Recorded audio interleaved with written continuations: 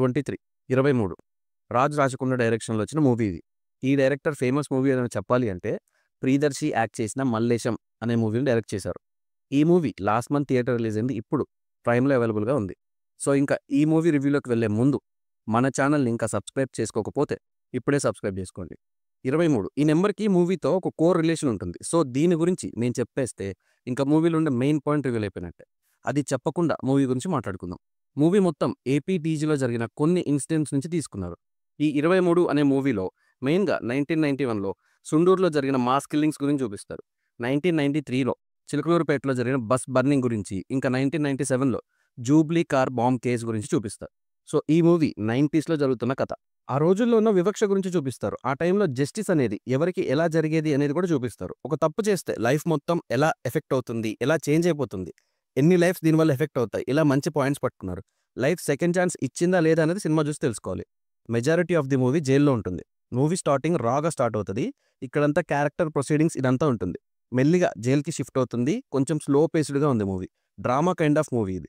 అయితే సాగర్ క్యారెక్టర్ చేసిన యాక్టర్ అతనే లీడింగ్ ఈ సినిమాకి. మంచి మంచి సీన్స్లో యాక్టింగ్ ల్యాగ్ అయింది. డైలాగ్ డెలివరీ కానీ యాక్టింగ్ కానీ కొంతవరకు చూశాక మరీ స్లోగా అనిపించింది. సాగర్ క్యారెక్టర్కి బెటర్ యాక్టర్ని చూస్ చేసుకుంటే బాగుండేది. ఇది ఈ మూవీ చూసిన మ్యాక్సిమం మెంబర్స్ ఫీల్ అవుతారు. హీరో ఫ్రెండ్గా చేసిన దాస్ చాలా బాగా పర్ఫామ్ చేశారు. న్యాచురల్గా అనిపిస్తుంది. ఝాన్సీ కార్ కూడా బాగా చేస్తారు. అండ్ తాగుబోతు రమేష్కి ఒక తాగుబోతు క్యారెక్టర్ కాకుండా మంచి రోల్ పడింది. సాగర్ క్యారెక్టర్కి చాలా వెయిట్ ఉంటుంది. అది మంచి యాక్టర్ ఎవరైనా చేసి ఉంటే అవుట్పుట్ చాలా బాగా వచ్చేది.